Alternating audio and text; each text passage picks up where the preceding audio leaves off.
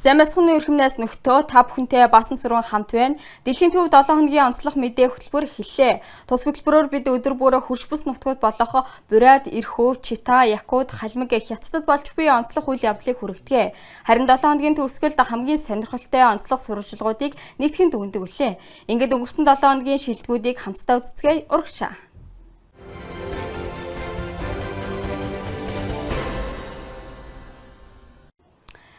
Цайны зам бол соёлоодыг холбосон амьд гүүр юм. Улаанбаатар хотод Орос, Монгол, Хятадын хүүхдүүд хамтдаа дуулж бүжгэлсэн нөхөрлийн фестивал зохион байгуулагдлаа. Эртний худалдааны замын өв уламжлалыг хэрхэн хадгалж буйг одоо хамтдаа харцгаая.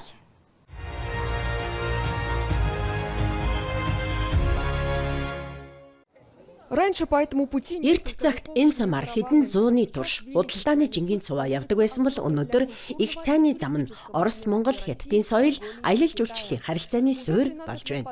Энэхүү өв уламжлалт хүндэтгэл үзүүлж, ижил нэртэй уралдаан наадмыг 13 дахь жилдээ зохион байгууллаа. Бурятад уг арга хэмжээг Бүгд найрамд дахь Бурят улсын нийслэлийн ой мөн ард түмнүүдийн нэгдлийн жилд зориулжээ. Энэ наадам эв нэгдэл гэдэг нь нэгэн хэвийн байдал биш. Харин соёлын маань зохицол, эв найрамдалд оршдог гэдгийг дахин нотолж байна. Бидэнд бахархах зүйл бий. Өвөг дээдсийн маань бий болгож бидний үргэлжлүүлэн бүтээж ирсэн үнэт зүйлс юм. Үүнийг хүүхдүүддээ өвлүүлж байгаадаа бид үнэхээр баяртай байна. Хүүхэд залуучуудын бүтээлч ордонд Буратаас гадна найрсаг орнуудын боловсрол, соёлын олон төвүүд цугларлаа. Хүүхдүүд өөрсдийн уран бүтээл, улс орныхоо соёлыг танилцуулсан юм. Би ногс эсгийн урлагаар хичээлдэг. Ард түмнүүдийн найрамдлын жилд зориулж ийм 3 хүүхэлтэй хийсэн. Энд даашинцтай Орос хүүхэлтэй, гоёмсог дээлтэй Монгол хүүхэлтэй, үзэсгэлэндээ ципав өмссөн Хятад хүүхэлтэй бий. Ордны танхимуудад гар урлалын бүтээлүүдээс гадна ардын дуу ишиглэж, бүжиглэн, уламжлалт, гар урлалтай өөрийн биеэр танилцах боломж бүрдсэн байлаа.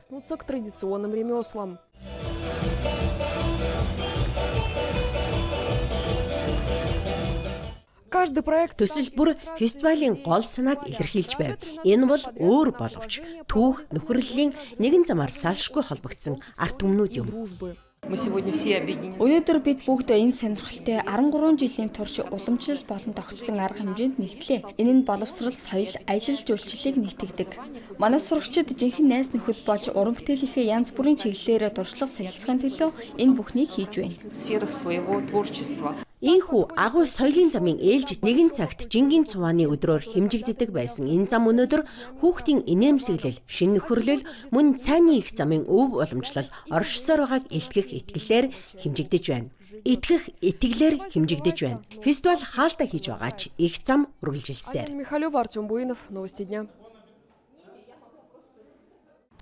Итгэл үнэмшил Сибирийн жавраас ч хүчтэй. Эрхүү мужид агаарын хим хасах 40 хүрсэн ч ариусанд умбах ёслол олноороо боллоо. Мянган хүн сэтгэлийн ариуслыг хүсэж Йорданд шумбжээ. Энэ зан үйлийн талаараа дараагийн сурвалжлагаас үздцгээе.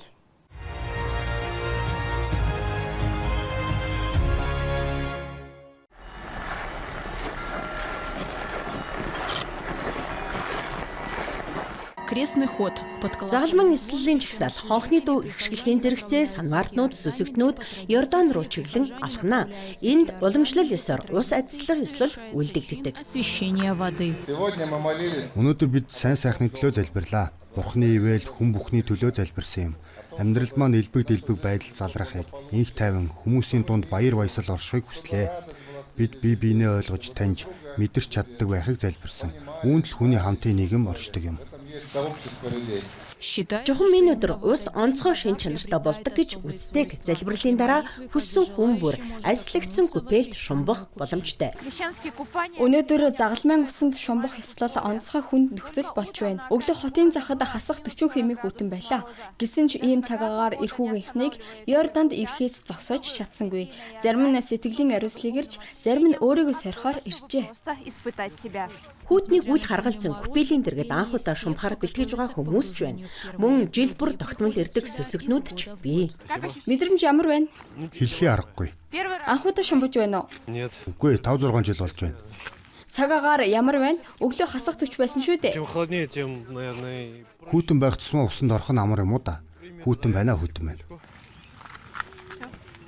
Йорданы дэргэд аврагчид эмчнэр жижүүрлэж байна. Усан тоох хугацааг хязгаарласан бөгөөд өнөөдөр оролцогчдын аюулгүй байдал нэн төрөнд тавигджээ. Өнөөдөр энд Эрхүү хотод манай байгууллага 25 сайн дурынхан ажиллаж байна. 111 цэг 62 дугаар отряд мөн Зима, Усть-Кут хотуудад ажиллаж байгаа. Усан чумбагчдад туслалж, купелд орохтон дэмжин, хасах 40 хэмээ хүүтэнд жинхэнэ Сибирь хүн гэдгээ мэдрэхтэн туслаж хамт байж байна. Түүнчлэн Пренгарын захирагч Игорь Кобзев, Эрхүү Ангарскийн митрополит Максимилиантай хамт аврагчийн сүмд орж лаасаалаа. Энэ нь үнэн алдартны баярын өдрүүдэд тогтсон сайхан уламжлал болжээ. Өнөөдөр манай бүс нутгийн бүх оршин суугчдад үнэн алдартны баяр, их эзний загалмайн баярын мэнд хүрэхийг хүслээ. Эдгээр сүнслэг уламжлал, түүх, соёл нь бидэнд өөрсдийнхөө өмнө нийгэм, төрийн өмнө тавьсан аливаа асуудлыг даван туулах, шийдвэрлэх суурь болдог гэдэгт итгэлтэй байна. Энэ бол бид бүхний хувьд онцгой ач холбогдолтой ёс заншил юм а. Тем временем крещенские Загалмайн усанд шумбаг ёслол шүн дунд хүртэл үргэлжлэнэ. Йорданууд Актемч, Образцовын гудамж 1 болон Полярная гудамж 98 хаягт мөн ажиллаж байна.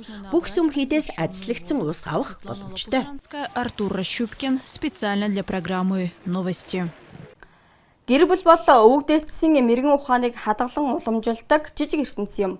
Үр байгалийн хязгаарт Еши Мөнхүүев ламтан эхнэр Иринагийн хамт 6 хүүхдээ өсгөж, багаас нь бурайд ёс уламжлал ахмадуудаа хүндэтгэх ухамсарыг суулгаж байна. Эртний уламжлалаа хэрхэн хадгалж буйг хамтдаа мэдэж авцгаая.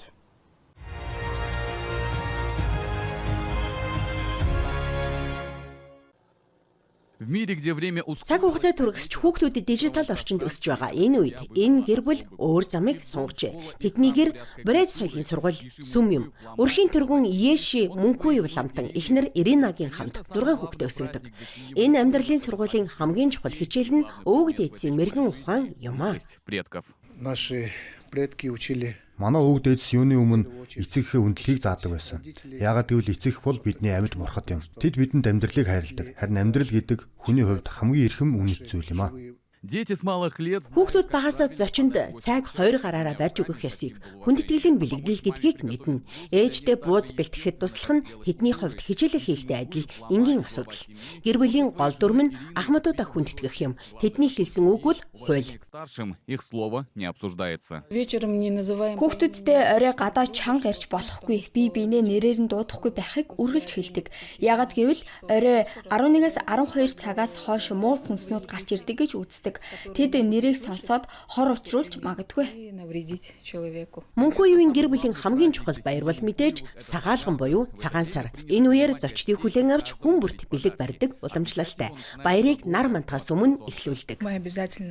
Бид уламжлалаа заавал сахидаг, аль болох эрт өглөө 6 цагт сэрэх хэрэгтэй. Учир нь бүх алиутын дээгүүр манай сахиулсан бурхан ламаа нисэн өнгөрч гэртээ аль хэдийн хөдөлгөөнтэй байгаа хүмүүст адс өгдөг. Тэр хүмүүсийг тоолж байгаа юм шиг. Унтаагүй гэрийн ажлыг хийж байгаа хүмүүст бүтэн жилийн адис хайрладаг. Бурайд хүн 7 дахь үе хүртэл удам судраа мэддэг байх ёстой. Учир нь өвөг дээдстэйгээ холбогдох холбоо тэдний амьдралын салшгүй хэсэг. 8, 15, 30 дахь өдрүүдэд бид мөргөл үлддэг. Бурхныхаа өмнө сөхрөн 108 удаа мөргөнө. Энэ бидэнд ч өгөөжтэй юм. Эдгээр бэлгийн өдрүүдэд хийсэн сайн үйлс олон дахин ариужна гэж үздэг. Энэ өнөр бүл бол нэгэн жижиг ертөнц юм шиг. Эцэг эх нь орчин үеийн хүмүүс ч гэлээ хүүхдүүдтэй хүнийг орчлонгийн эзэн бус, харин түүний нэгэн хэсэг гэдгийг ойлгуулж сургаж байна. Шинжлэх ухааны ирээдүй өнөөдөр төрж байна. Якут улсад ирээдүйрээ хийх нэг алхам нэртэй 30 дахь удаагийн баг хурал өндөрлөж, өсвөрийн авиаснууд захилгаан гитараас эхлээд улс төрийн сэтгэл зүйн судалгааг хүртэл танилцууллаа. Хүүхдүүд ямар нээлт хийснийг одоо үзье.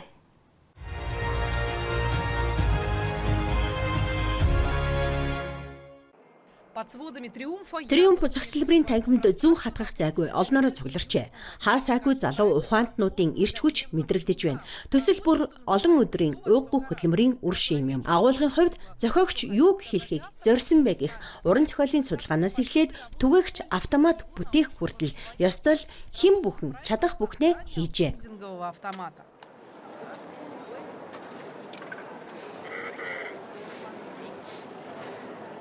Энэ жил уг чухал арга хэмжээ түүхэн байгаа тэмдэглэж байна. Уралдаан 30 дахь удаага зохион байгуулагдаж байгаа юм. Бүгд найрамдах улсын бүс нутгаас 5-аас 11-р ангийн 1500 гаруй сурагч шилдгийн шилдэг болохын төлөө өрсөлдлөө. Танхимын болон онлайн форматыг услуулснаар шинэ дэд сээгцүүд бий болох боломж нэгддэг. Харин шинэ дэд сээгцүүд гэдэг нь тодорхой сорилтын дагуу болгон төрж буй судалгааны төслийн хэлбэр юм а. Төсөл бүр сурагч болон түүний эрдэм шинжилгээний удирдагчийн хамтын хөдөлмөрийн үр дүн. Төслийн ажлуудыг жилийн турш хийдэг хүүхдүүд болон шүүгчийн бүрэлдэхүүн бие биенийхээ бүтээлтэй танилцаж судалгааг харьцуулан үзнэ. Ийм том арга хэмжээнд олонний анхаарлыг татахын тулд дууч ашиглагдана. Миний гарт гар хийцийн стратокастер маягийн зэмсэг байна. За дуу гаргаад жаахан тоглоод үзье.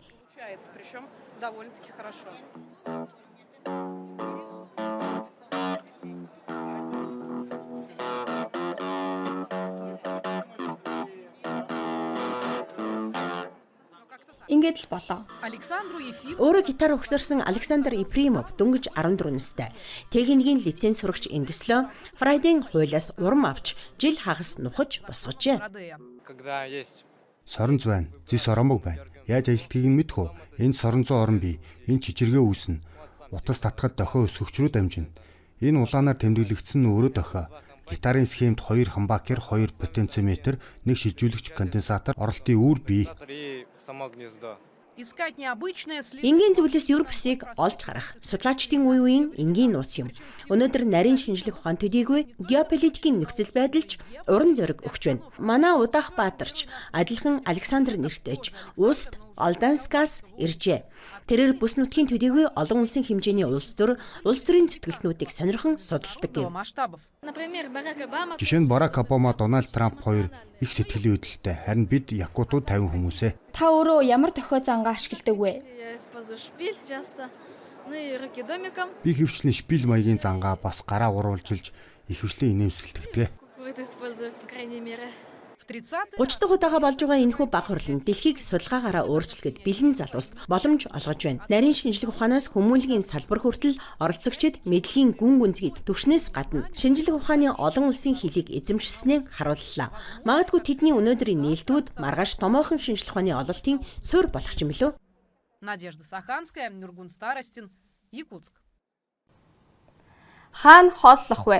Хариуг нь хүмүүс ухаалаг төхөөрөмж утаснаас хайсаар байна. Хятадд зоогийн газрууд онлайн зөвлөмжийн зах зээлд IT аваргуудын өрсөлдөөн өрнөсөр байна. Хэмэл аюуг нийтийн хоолны далд ертөнцийг хэрхэн илрүүлж, жижиг бизнесийг дэмжиж буйг Хятадаас бэлтгэсэн манай сурвалжлагаас үзээрэй.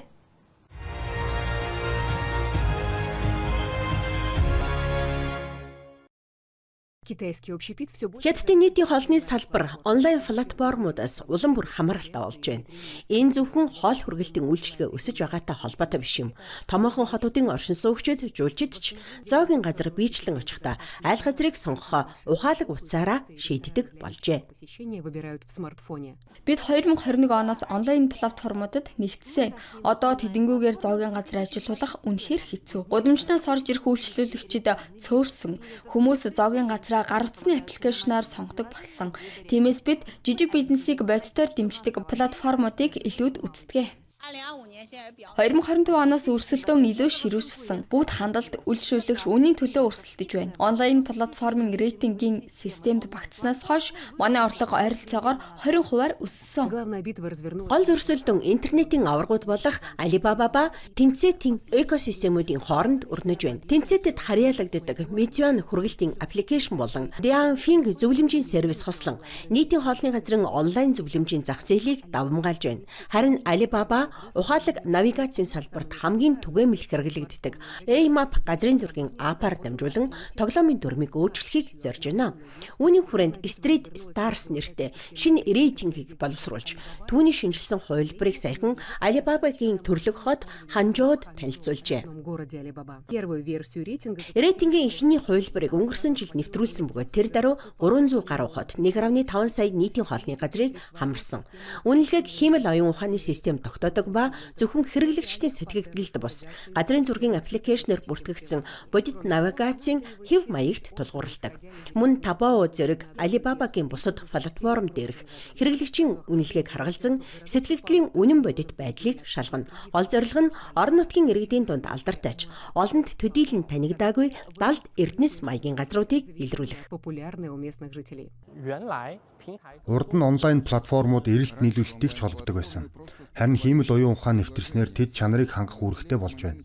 Энэ алгоритмууд шударга хариуцлагатай байж бизнес эрхлэгчид болон эрхлэгчдийг хамгаалан тогтвортой хэрэглээний өсөлтийг дэмжих ёстой гэсэн үг юм. Хятадын 7 сая орчим нийтийн хоолны газрын 90% нь жижиг бизнес. Тэднийг дэмжих нь ажлын байр бий болгох, амжиргааны түвшинг дээшлүүлэх ач холбогдолтой. Ийм рейтингүүдэд орон нутгийн жижиг зоогийн газрууд олноороо багтах нь маш чухал юм. Шинжээчид өрсөлдөөн ширүүсч хиймэл оюун ухаан онлайн зөвлөмжийн системд нэвтэрснээр хэрэглэгчдийн урсгалд нэмэгдэнэ гэж үзэж байна. Хятадд хэрэглээний сэргэлт аль хэдийн эерэг үзүүлэлттэй байгаа.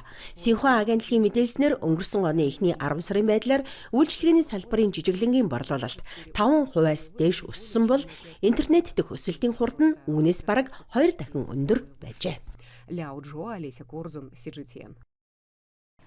Үлгэрийн алдаа алтны уурхай болж хуйрлаа. Хятадд гомдсон төрхтэй жихмэл морхон захим орчинд тренд болж төгс тоглоомудаас ч илүү алдаршив. Санамсргийн алдаа яаж асар их эрэлт болгосон бэ? Энэ нь эдийн засгийн шинжиг хандлагын талаараа юуг өгүүлж байна вэ? Дараагийн сурвалжлагаас хариуг нь олж мэдцгээе.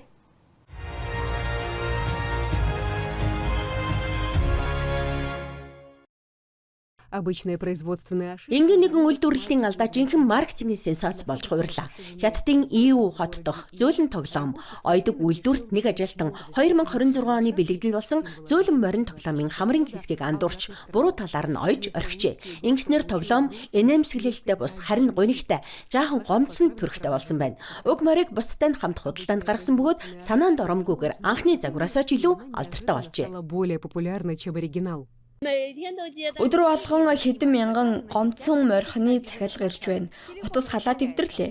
Хоол идэж байхдаа, шүдээ угааж байхдаа хүртэл захиалга авч байна. Мессеж бүр уншихч завалга. Дутагдал нь давуу тал болжээ. Дуугүй гомдол, өхөөртөм төрх нь олон нийтийн анхаарлыг татаж захим орчинд шуугиан дэгдээсэн байна. Интернет хэрэглэгчид тоглоомыг гомдсон морхон хэмээн нэрлсэн бөгөөд гунигтай морийг авахын жинхэнэ ан эхэлж үйлдвэр рүү шин захиалгууд цувран иржээ.